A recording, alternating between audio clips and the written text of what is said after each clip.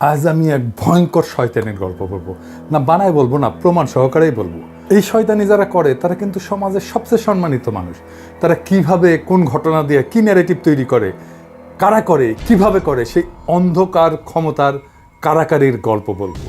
অনেকের শুনে খুব খারাপ লাগতে পারে, অবাক হইতে পারেন, কিন্তু অকাট্য প্রমাণ আর কার্যকারণ দিয়ে আমি সেই ষড়যন্ত্রকে আজকে উন্মোচিত করব আপনাদেরকে সাথে নিয়ে। আপনারা জানবেন আমরা এক ভয়ঙ্কর ষড়যন্ত্রকে গতকাল রুখে দিছি। আমাদের অনেকগুলো ঘটনা দেখতে হবে আর মিলাতে হবে সেইগুলো একসাথে। আসেন এক বুদ্ধিবৃত্তিক রোলার কোস্টারে চলে বসি। গোয়েন্দা গল্পের মতো, থ্রিলারের মতো আপনারা আনন্দ পাবেন, মজা পাবেন, শিহরিয়া উঠবেন। আসেন শুরু করি। জাতিসংঘের মহাসচিব আসলেন, আমরা জানি উনার আসার কি গুরুত্ব সেটাও আমরা জানি, কিন্তু হঠাৎ কইরা বাংলাদেশের অনলাইন সরগরম হয়ে উঠলো কিনিয়া ধর্ষণের ডামাডোল। মনে হলো বাংলাদেশে ধর্ষণ জিনিসটা ছিলই না, হঠাৎ করে ধর্ষণ বেড়ে গেছে। প্রফেসর ইউনূসের সরকার দেশ চালাইতে পারতেছে না। প্রফেসর ইউনূসের আমলে সব পুরুষ ধর্ষক হইয়া গেছে, ধ্বজভঙ্গ যাদের ছিল তারাও এখন ভালো হইয়া গেছে, আর তারা সব ঝেপে পড়িচ্ছে মায়াদের উপরে, তাই না?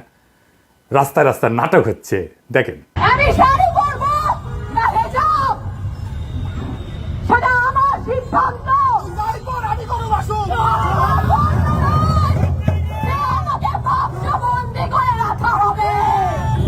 শুধু এটা না, আরো দেখেন।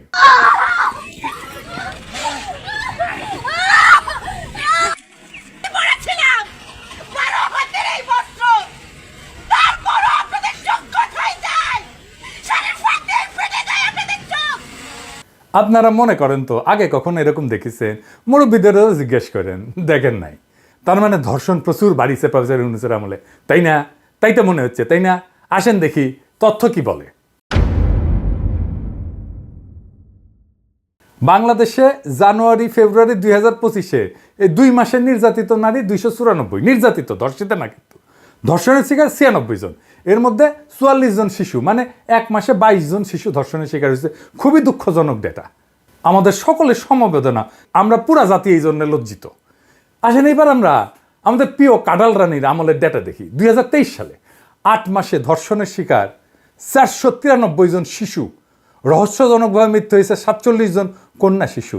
ওই রহস্যজনক মৃত্যুর সংখ্যাকে যুক্ত করলে 8 মাসে 540 জন শিশু ধর্ষণের শিকার হয়েছে, মানে মাসে প্রায় 68 শিশু ধর্ষণের শিকার হইতো। সেই সময় শিকার হইতো যখন বাংলাদেশ ধনধান্যে পুষ্পে ভরা ছিল। তাহলে এখন কেন বামেরা খেপে উঠলো? দেখেন কিভাবে বামেরা খেপে উঠছে, দেখেন কিভাবে পুলিশের উপরে উস্কানি ছাড়াই লাঠি ছুঁড়ে মারতেছে, দেখেছেন?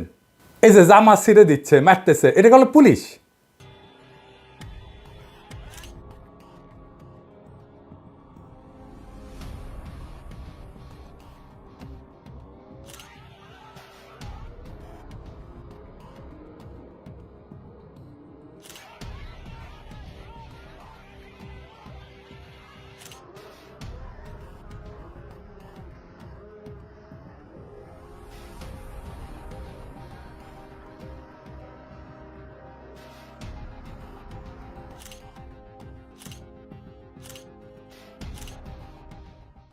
এবার দেখেন রোজা রাখা পুলিশকে কিভাবে মারিছে।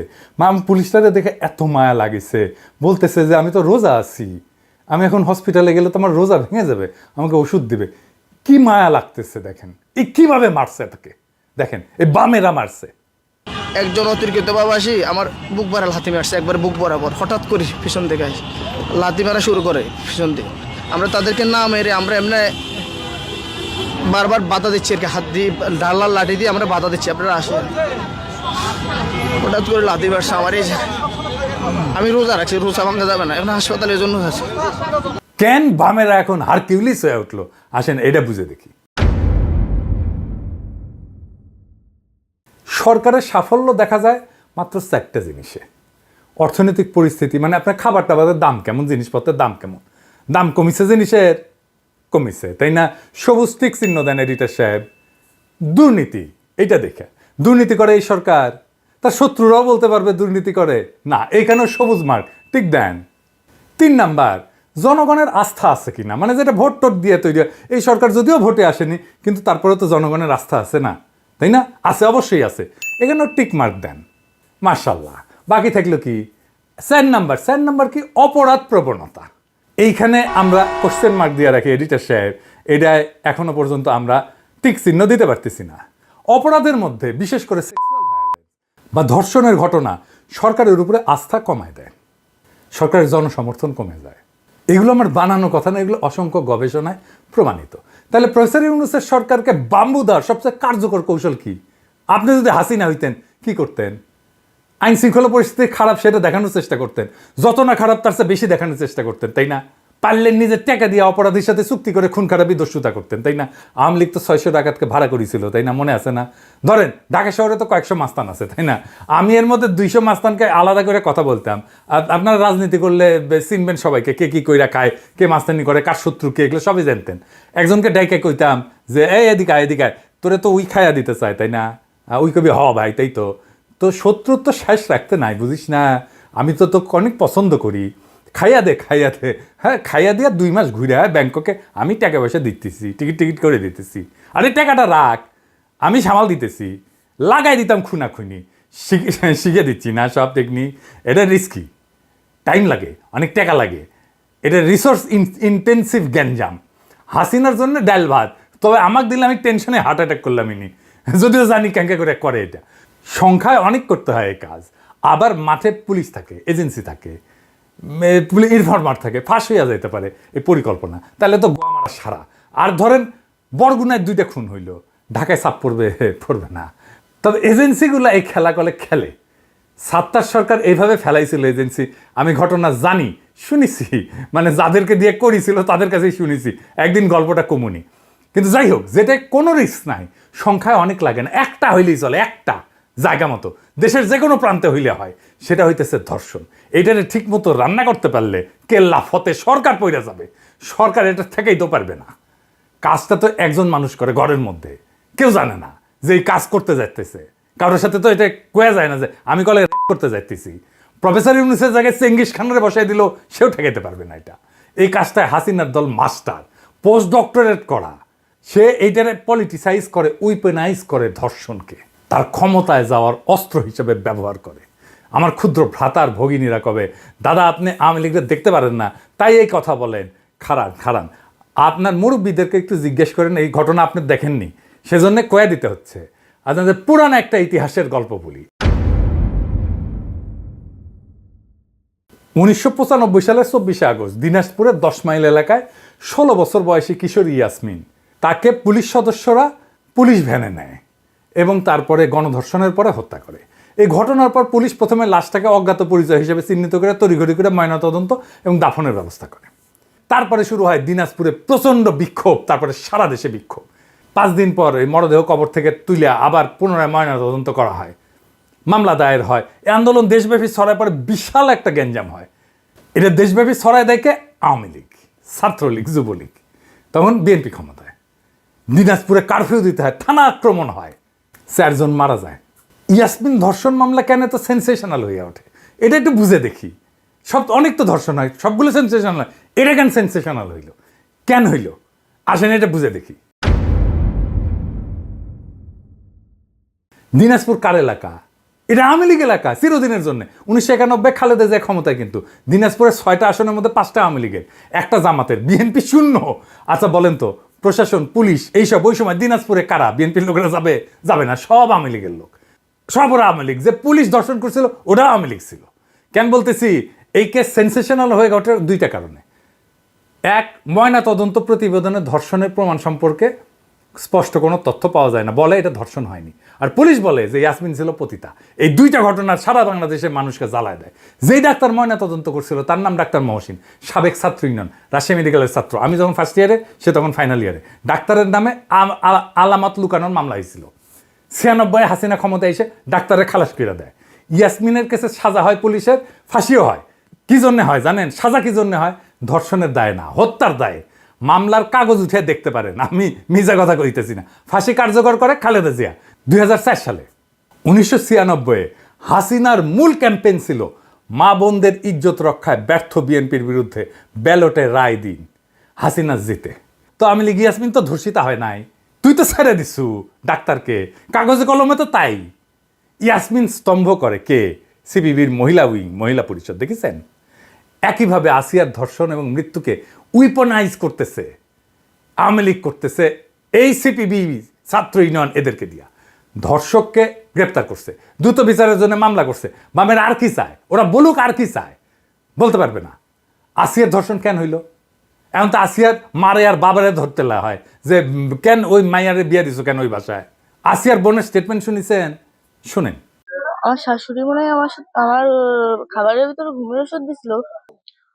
আমার বোনের এই ঘটনার সাথে আমাদের শ্বশুর বাড়ির সবাই জড়িত, তাদের সবারই জন্য দৃষ্টান্তমূলক শাস্তি হয়। করছিল মানে পেছন থেকে এসে জড়াই ধরছিল। আমি বাড়িতে জানাইছিলাম এবং ওখানেও জানাইছিলাম, কিন্তু ওখানে কেউই আমার কথা বিশ্বাস করেনি। বাড়িতে জানাইছিলাম, আব্বু আম্মু আবার আমার বুঝে আবার দিয়ে পাঠাইছিল। আমি অনেক ভয় পাইছিলাম, এর জন্য আমার বোনটা আমার সাথে দিছিল। তো আমি জানতাম না যে আমার বোন আমার সাথে গেলে তার সাথে এরকম হবে না। রাত্রিবেলা হচ্ছে আমরা তিনজন ঘুমাইছিলাম, দরজা দিয়ে ঘুমাইছিলাম, 8টার পরই ঘুমাই গেছিলাম। তারপরে আমার শাশুড়ি মনে হয় আমার খাবারের ভিতরে ঘুমের ওষুধ দিছিল, এর জন্য আমি কিছু ঠিক পাইনি একদম। ফজরের একটু মানে সকালে আর একটু আগে উঠছি, উঠে দেখি যে ও ফ্লোরের উপর পড়ে রয়েছে আর হচ্ছে দরজা খোলা। তারপরে আমি বাথরুমে আইছি, আসে ওরে উঠেছি, দরজা দিয়েছি, দরজা দিয়ে ওরে উঠে ওই খাটের পরে রাখছি। কোনো ঘুমাই গেছিল নাকি অজ্ঞান হয়ে গেছিল জানি না, কিন্তু নড়াচড়া লাগিয়ে ও উঠছিল, উঠে কয়ে আপা আমার অনেক কষ্ট হচ্ছে আর জ্বালাপোড়া করতেছে। তো করার পরে আমি ভাবছি ফ্লোরের পরে পড়ে রয়েছে তার জন্য ওর এরম লাগতেছে। তারপরে আমি ওরে বসে তুই চুপ করে ঘুমাই পড়, তারপরে ঘুমাই পড়ছিলাম। আর ওর কি হয়েছিল তা তো আমি অত খেয়াল করিনি, ঘরে লাইট ছিল না, গোলায় টোলায় দাগ টাগ এসব দেয়নি। তারপরে ভোরে উঠে ও কাঁদতেছে আর হচ্ছে বেগে বেগে নিঃশ্বাস নিচ্ছে আর হাত পা কেউ রাধে হচ্ছে, গাড়ি দিকে যা উঠছিল। এরপর আমি ওর কাছে শুনছি যে তুই রাত্রে এরম করলি আবার এখন ওরম করতেছিস, তোর কি সমস্যা? তারপরে ও বললো যে সবাই আমার সাথে এরম করছে, ভাইয়া আসছে দরজা খুলে দিচ্ছে। তো আমি করছি যে তোর সাথে এরম করলো, তা আমি তো টের পেলাম না, করলো যে আমার ঘরের থেকে বাইরে নিয়ে গেছিল। করছে মনে করেন যে ও প্রায় মারাই গেছে, ওরা মনে করছিল যে ও মরেই গেছে, এর জন্যই মানে ওরা ছাড়ছে, না কেউ টের পেয়েছিল এর জন্য ছাড়ছে। ওর খালি পেটে নিঃশ্বাস আছে আর গলা দিয়ে ঘা হয়ে গেছে। মনে করেন ও যতটুকু কষ্ট পাইছে তাকে তো ফাঁসি দিলেই তো কমই শাস্তি, তাকে সবার জন্য ফাঁসি হয়। আচ্ছা বলেন তো, এটা কি কোহেরেন্ট স্টেটমেন্ট? খুব সম্ভাবনা আছে আসিয়ার বোন পার্ট অফ দ্য ক্রাইম। কেন? এটা শোনেন। আপনি তো আসিয়ার বোন, আপনি তো যেদিন ধর্ষণ হয়েছে আপনি তো এখানে ছিলেন না?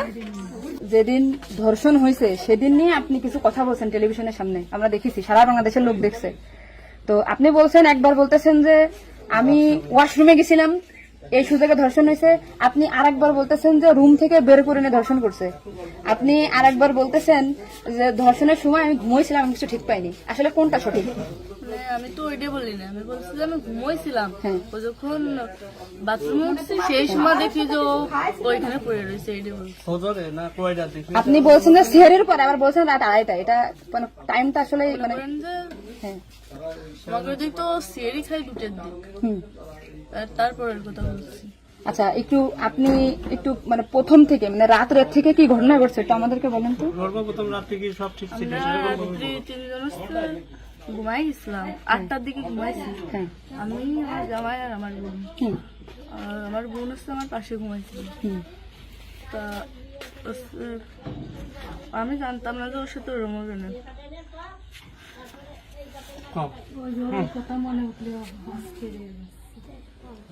আপনি আসিয়ার বোন, আপনি ওইখানে ওই দিন ছিলেন এক ঘরের ভিতর, আপনার কথা মানে আপনি যা বলবেন সেটাই হবে। এই জন্য আপনাকে যদি ওরা ঘুমের ঘরে কিছু খাওয়াই থাকে আপনি বলবেন যে আমাকে ঘুমের ভিতরে কিছু খাওয়াই দিচ্ছে, আমি ঘুমাইছিলাম, আমি কিছু জানি না, আমি সকালে উঠে দেখছি এটা। কিন্তু আপনি যদি বলেন যে রাত 2:30টার সময় হয়েছে, আমি তাহলে তো হবে না। আপনার কথা শোনার জন্য বাংলাদেশের লক্ষ লক্ষ মানুষ অপেক্ষায় আছে যে আপনি আসলে যেখানে ছিলেন, আপনি যেহেতু বোন, আপনার বাড়ি যে হয়েছে ধর্ষণটা, সেহেতু আপনি তো মানে জায়গায় ঘরে ছিলেন, আপনি যা বলবেন সেটাই হবে। কিন্তু আপনি যদি এরকম ভুলভাল কথা বলেন তাহলে তো আমরা আলাদা বক্তব্য দিতে, আমাদের এখানে যা দিতে না হ্যাঁ। টোটালি কিন্তু তাহলে আপনি একটা জিনিস, আপনি তো এই কি মাগুরা নিউজে আছেন না, আমি আসছি মাগরানি হচ্ছে, আমি দৈনিক ঘরে ডেকে আছি। কাদের সাথে মিল না রাখে আসলে আপনার আপন বোন বিষয়টা সেইভাবেই আসলে বলতে হবে। আর এখানে যে আপনি আপনার স্বামীরে বাঁচাই দিলেন বা আপনার শ্বশুরে বাঁচাই দিলেন এরকম না, কিন্তু এতটা সহজ হবে না কিন্তু। বরঞ্চ আপনার এই আপনি যদি এই তাল্টে পাল্টে কথা বলেন, বিবাদ কিন্তু আপনার নিকটেই, বিবাদ কিন্তু আপনার। আপনি এটা ঘুরে বেড়াচ্ছেন, এটা ঘুরে বেড়াইতে পারবেন না। আপনিও কিন্তু ওদের সাথেই যুক্ত হইতে হবে আপনার। তার মানে উনি একবার বলতেছে কি জানেন, আমি টয়লেটে গেছিলাম তখন ধর্ষণ হয়েছে, একবার বলতেছে আমি আমার রুম আমরা থেকে বের হয়ে বিভ্রান্তিতে আসছি, বারে বারে আপনাদের কাছে আসতেছি শুধু এই একটা কারণে কিন্তু। মানে আপনি আপনাকে যদি কিছু খাওয়াই থাকে আপনি বলেন যে আমারে খাওয়াইছে আমি কিছুই জানি না, সকালে উঠে দেখেছি আমি এই অবস্থা। কিন্তু আপনি যদি টাইম উল্টো পাল্টা বলেন তখন তো মনে করেন আমাদের বাংলাদেশের লোকেরা, আপনি সকালে আপনার ঘুম ভাঙছিল কয়টায়, মানে যখন আপনি দেখছেন আপনার বোন তখন কোথায় ছিল? পড়েছিল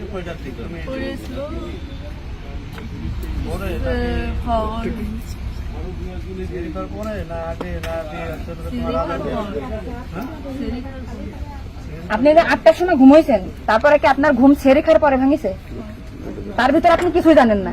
আপনি এটা সুন্দর করে এখন যখন বললেন, কিন্তু মাঝে যে কথাগুলো বলেছেন এগুলো তো আসলে আপনি আপনি আপনি রিল্যাক্স হন, আপনি রিল্যাক্স হন, আপনি রিল্যাক্স হন, আপনি রিল্যাক্সে বলেন। এই আপনার ভাই, এগুলো আপনার ভাই, আমরা আপনার বোন, আসি আমার বোন, আসি আমাদের বোন, আমি নিজের একজন আছি।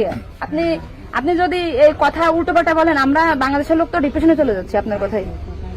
রাত্রে আপনার ঘুমের ওষুধ খাওয়াই দিছে, এই খাওয়াইছে আপনার কে মনে হয়, কে খাওয়াইছে আপনার ঘুমের ওষুধ? আপনার শ্বশুর না আপনার স্বামী না আপনার শাশুড়ি? খাওয়ার সময় তো আমি আর আমার শাশুড়ি ছিলাম, আচ্ছা, দুজন একসাথে ছিলাম। তা আপনার কি মনে হয়, আপনার যেহেতু আপনি ওই বাড়িতে আপনার সংসার করছেন, আপনার মনে হয় কে খাওয়াইছে আপনাকে, মানে আপনার শাশুড়ি না আপনার শ্বশুর হতে পারে? আমার শাশুড়ি, শ্বশুর তো খাওয়ার সময় থাকে না, আমার শাশুড়ি তো থাকে। তাহলে আপনার কি মনে হচ্ছে আপনার এই ঘুমের ওষুধ আপনার শাশুড়ি খাওয়াইছে? কিন্তু আপনার শাশুড়ি যদি খাওয়াই থাকে তাহলে ধর্ষণটা আপনার শ্বশুর কিভাবে করলো? মানে ওনারা তো সবই জানে। তা আপনি কি এটা কখনো কি মিডিয়ার সামনে আগে বলছেন যে তাই তো আপনার শাশুড়ির 3 দিন বাইরে থাকার কথা না, সবার আগে তো উনি অ্যারেস্ট হওয়ার কথা? আপনি কি এটা আমাদেরকে জানাইছেন, সোশ্যাল মিডিয়াতে জানাইছেন? জানাইছেন শোনা? এই যে আজকে আমরা হয়তো জানতে পারলাম যে আপনার ঘুমের বড়ি যে খাওয়াইছে বা ওষুধ খাওয়াইছে এটা আপনার শাশুড়ি খাওয়াইছে, তাই তো এদের পরিকল্পিত না, মানে পরিকল্পিত ছিল ওদের আগে থেকে। আপনার কি মনে হয়? মানে ওই যে আমার সাথে আর কথা ছিল, কিন্তু আমার সাথে পাইনি, এগুলো আমার মানে আপনার শ্বশুরের বা আপনার শাশুড়ির আপনার সাথে কোনো কিছু রাগারাগি বা কোনো কিছু আছে নাকি, বা কোনো টাকা পয়সা চাইছিল দেননি এরকম একটা ক্ষোভ বা রাগ এরকম কিছু আছে নাকি যে আপনার সাথে আমাদের একটা কাজ করতে? আসিয়া আপনাকে কি বলছিল যখন আপনি তখন আসিয়া আপনার কি বলে গেছে? আর বাইরে আসতে দরজা খুলে দিচ্ছে, আমি বলছি আমি তো ঘরের ভিতর ছিলাম, তাহলে আমি কিছু টের পেলাম না কেন? বলছে কি আমার হচ্ছে ঘরের বাইরে গেছে। এরপর থেকে তো আসিয়ার জ্ঞান না মানে ওইটুকু সময় ও অস্থির হয়ে যাচ্ছিল, আর আপু আসছে বাইরে, আপুর বাসা মনে হয় বাইরে। আমার বাসা যশোরে, আমি যশোর থেকে আমি শুধু ওনার একটা ভিডিও দেখে আসছি যে উনি উল্টো পাল্টা কথা বলতেছে, এই সঠিকটা জানার জন্য। সঠিক কথাটা বলেন বলেন। আমরা ঘুমাইছিলাম, 8টার পর পরে আমি ঘুমাই গেছিলাম, আর বোনও আমার সাথে ঘুমাই গেছিল। তারপর এর মধ্যে কিছু ঠিক পাইনি, কিন্তু দৈনিক সেরি খাওয়ার জন্য সবাই ডাক দেয়, কিন্তু সেদিন সেরি খাওয়ার জন্য কেউ ডাক দিচ্ছিল না। একদম সেরির পর উঠছি, সকাল অব্দি সেই সময় উঠে দেখি ও মেঝেতে পড়ে রয়েছে, দরজা খোলা ছিল। তা আমি ওটা বাথরুম থেকে দরজা আটাকে ওটা উঠেছি, উঠে বিছানার করে রাখছি, মানে জ্ঞান হারাইছিল না ঘুমাই পড়ছিল জানি না, কিন্তু নাড়াচাড়া লাগার কারণে উঠে গেছিল। উঠে করছে আপা আমার অনেক কষ্ট হচ্ছে আর জ্বালা পোড়া করতেছে, আমি ভাবছি ফ্লোর করে পড়ে রয়েছে এর জন্য ওরকম হয়েছে। তারপরে ও ঘুমাইছিল না কি জানি না, আমি কাছে চুপ করে ঘুমাই পড়। তারপরে আমি ঘুমাই গেছিলাম, সকালে ভোরে 6টার দিকে ও কাছে কাঁদতেছিল আর বেগে বেগে নিঃশ্বাস নিচ্ছিল।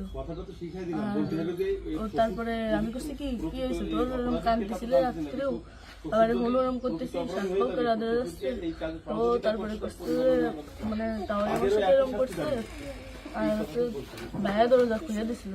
তো আমি করছি আমার এই ঘরের ভিতরে এরকম হলো, আমি তো কিছু টের পেলাম না, তো করছে আমার ঘরের বাইরে। আপনাকে একটা ছোট প্রশ্ন করি, কিন্তু আপনি এর আগে টেলিভিশন থেকে আপনার ইন্টারভিউ নিয়েছে, আপনি বলছেন যে রাত 8-এর দিক হয়েছে আনুমানিক, তারপরে এই হয়েছে, আপনি মানে এই মাঝের এই কথাগুলো তো আপনি জানেন না। সুন্দর, এখন আপনার কথা ভালো লাগছে, আপনাকে থ্যাংক ইউ। এই যে মাঝের যে কথা বলেন এগুলো আপনি কেন, মানে ভয়ে বলছেন নাকি ওদের বাঁচানোর জন্য বলছেন? আমার তো ভয় দেখানো হয়েছিল। মানে কথাগুলো যে বলছেন এটা কি আপনি কেউ শেখাই দিয়েছেন নাকি আপনি নিজে থেকে বলছেন? না কেউ শেখায়নি। তাহলে আপনি নিজের থেকে এই মাঝের যে কথাগুলো আপনি স্কিপ বলছেন, এটা তো আপনার বলা কি অন্যায় হয়েছে? তাহলে আপনি নেক্সট টাইম, মানে আমরা খুব, মানে আমি আপনার ভিডিও 100 বার দেখেছি, 70টা কেন জানি, আজকে দেখেন আমি 10 থেকে আইছি, আপনাদের ওই বাড়ি গেছিলাম আমি, ঠিক আছে? ভয়তে সবকিছু উল্টো পাল্টে গেছে। এক কথায় মানুষ সবসময় বারবার জিজ্ঞাসা করে মাথার ভিতরে উল্টো পাল্টা হয়ে গেছে। আচ্ছা ঠিক আছে আপু, শুনো, আপনি নেক্সট টাইম থেকে আপনি এই সঠিকটা, মানে এই যে ঘুমাইছিলেন সকালে এটা হয়েছে, আপনি এটা বলবেন। কিন্তু মাঝের কথাগুলো আপনার এক্সট্রা বলার দরকার নেই, বললে আমরা বিভ্রান্তি হয়ে যাই, ঠিক আছে? যাক, এখন বুঝলেন তো কাহিনী। শুনেছেন, ঘর থেকে বাইরে নিয়ে গিয়ে ধর্ষণ করেছে, একবার এক এক কথা কইতেছে, একবার করে সেরির আগে, একবার করে সেরির পরে, ওরে ঘুমের ওষুধ খাওয়াইছে। কোনো স্টেটমেন্টই আপনি সাবস্টেন্সিয়েট করতে পারবেন না। ওই মুহূর্তে তোর বায়োলজিক্যাল স্যাম্পল নেওয়া উচিত ছিল, রক্ত পেশাব টেশাব নিয়ে পরীক্ষা করে দেখা উচিত ছিল ওর মধ্যে সে আসলে তার ঘুমের ওষুধ খাওয়ানো হয়েছে কিনা। ও কইতেছে আরেক পুরুষ তার পিছন থেকে জ্যাপটে ধরেছিল, তো সে তার ছোট বোনকে ওই জাহান্নামে নিয়ে আসবে। যদি বাইরে নিয়ে যায় তাকে ধর্ষণ করা হয় আসিয়াকে, তাহলে তো ডিএনএ স্যাম্পল পাবেন এখন, তো এখন তো পাবেন না এভিডেন্স। ধর্ষকের বাড়ি হয়তো পুড়ে দিছে পাবলিক, ওইটা আওয়ামী লীগই করেছে। দেখেন, ওই দিনে আমি ক্রাইম সিনার স্টেটমেন্ট নিয়ে কেস সলভ করে ফেলতাম, কে কিসের দোষী। এইবার আসেন, সেই মেটিকুলাস প্ল্যান কি যা দিয়া প্রফেসর ইউনূসকে ফেলায় দেওয়ার চেষ্টা করেছিল।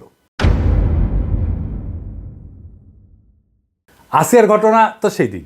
আর 2রা মার্চ কেমনে বলে 15ই মার্চ এয়ারপোর্টে জনতার ঢল নামবে, মানে 15 তারিখ তারা কিছু করবে যখন গুতেরেস থাকবে। এইখানেই আসে বামেরা, এই জন্যই 15 তারিখে গণমিছিল ডাকিছে লাকি আক্তার। আওয়ামী লীগ আর বাম মিলে ঠিক করে 2 জায়গায় সমাবেশের ডাক দিবে, শাহবাগ আর শহীদ মিনার। এইটা সাহেব দেখান কারা এই গণজাগরণ মঞ্চে 15 তারিখে গণমিছিলের কথা বলেছে।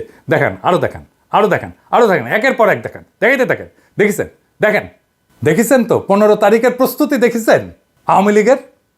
আবার দেখান আওয়ামী লীগের সিক্রেট গ্রুপে তারা দেখা কইতেছে লাকির দেখানি পথে যাইতে হবে। সাথে নিচে আসে সন্তুল আর্মাকে, যে কিনা দেশের বিরুদ্ধে যুদ্ধ করছে, যার হাতে আমাদের অসংখ্য সৈনিক আর অফিসারের রক্ত লেগে আছে, যে পার্বত্য চট্টগ্রামকে বিচ্ছিন্ন করতে চেয়েছে বাংলাদেশ থেকে ইন্ডিয়ার সাহায্য নিয়ে, ইন্ডিয়ান মাল পুরাটা। এবার বুঝেছেন তো প্ল্যান, সব ইন্ডিয়ান মাল, সব ইন্ডিয়ান রসুনের গোয়া কেমনে এক জায়গায় মিলিছে। 15 তারিখের ওই গণমিছিলে সুশীল লীগ, আফসোস লীগ, ছাত্রলীগ সবাই নাম তো দিছেই গণমিছিল, 1010 লোক নামানোর পরিকল্পনা নিয়েছিল। অমি পিয়াল বলিছে না 20 তারিখে এয়ারপোর্ট বন্ধ করে দিয়া ছাত্র নেতাদের আটকাইতে বলেছিল না। আপনি প্ল্যান বুঝেছেন, সব ইন্ডিয়ান মাল নামিছে, মার খাইছে পুলিশ। আর প্রথম আলো নিউজ করছে ছাত্র সংগঠনের উপরে হামলা। দেখেছেন তো, দেখেছেন তো সব ইন্ডিয়ান মাল কিভাবে নেমে পড়েছে এই ধর্ষণ ইস্যুটাকে উইপেনাইজ করে প্রফেসর ইউনূসের সরকারকে বেসামাল করে দেওয়ার জন্য। আমি বলছি সিপিবি অফিসে আমি দখল করে নেব, ওরা গণমিছিল বাতিল করেছে। ইত্তেফাকের রিপোর্ট শুনেন। হত্যা, ধর্ষণ, নিপীড়নের বিচার এবং স্বরাষ্ট্র উপদেষ্টার অপসারণের দাবিতে শনিবার গণমিছিলের কর্মসূচি দেয় বামপন্থী 8টি সংগঠন। এর পাল্টায় ঢাকার পুরানা পল্টনে বাংলাদেশের কমিউনিস্ট পার্টি সিপিবির কার্যালয়কে ছাত্র জনতার কার্যালয় বানানোর ডাক দিয়েছেন লেখক ও অনলাইন অ্যাক্টিভিস্ট পিনাকি ভট্টাচার্য। রাত থেকেই এ নিয়ে উত্তেজনা ছড়িয়ে পড়ে। এর পরিপ্রেক্ষিতেই পিছু হটে বাম ছাত্র সংগঠনগুলো। পরিস্থিতি বুঝে কর্মসূচিতে যোগই দেননি ছাত্র ইউনিয়নের সাবেক সভাপতি লাকি আক্তার। সিপিবির লোকেরা হারকিউলিস চাইছে, আমার নামে স্লোগান দিচ্ছে, শুনেন। পিনাকির বিরুদ্ধে লড়াই হবে একসাথে, লড়তে হবে একসাথে। পিনাকির বিরুদ্ধে, উগ্রপন্থীর বিরুদ্ধে লড়তে হবে একসাথে, লড়তে হবে একসাথে। উগ্রপন্থীর বিরুদ্ধে কমরেড, কমরেড গড়ে তোলো ব্যারিকেড, গড়ে তোলো ব্যারিকেড। Comrade, comrade. হ্যাঁ, সিপিবির লোকেরা প্রিন্সরা জিগায়েন যে সে আমার ফোন দিয়া কি কইছে, তারাই জিগায়েন, আমি আর কইলাম না। গ্রেস দিছি কয়েকদিন, প্রিন্স মিয়া জানে কেন গ্রেস দিছি। আমি প্রিন্সরে কইছি ইন্ডিয়ান ল্যাসপেন্সারি বাদ দেন, লাকিরে আর এম এম আকাশকে বহিষ্কার করেন, শাহবাগে অংশ নেওয়ার জন্য ক্ষমা চান, বাকশালে যোগ দেওয়ার জন্য ক্ষমা চান, আর পার্টিতে ইসলাম বিদ্বেষের চর্চা বন্ধ করেন ঘোষণা দিয়া। আমি তারে কইছি আগামীকাল রক্ষা পাইল, আখেরে সারা বাংলাদেশে আপনার অফিস দখল করে নেব। আমি বলছি নিব, আজ হোক কাল হোক, ওইটা আমি নিবই। আমি শুধু সিপিবির পুরানা পল্টন না, সারা দেশের সিপিবির অফিস আমি দখল করে নিব। আমি কয়া দিলাম তো, আমি হঠাৎ কোনো কাজ করি না। তাই আগাম ঘোষণা দিয়ে রাখলাম, হাড্ডি গুঁড়া করে দেব শালা ইন্ডিয়ান দালালের বাচ্চা। আওয়ামী লীগ নিশ্চিন্ত করতে চান আপনারা, সিপিবিরে জয় বাংলা করেন, আওয়ামী লীগ আর ফিরতে পারবে না। সিপিবি জিন্দা থাকলে আওয়ামী লীগ আবার ফিরবে, আমি কয়া দিলাম, লিখে রাখেন। ইন্ডিয়া আবার ফিরবে, আমি কয়া দিলাম, লিখে রাখেন। যেখানেই সিপিবি সেখানেই প্রতিরোধ। ইনকিলাব জিন্দাবাদ।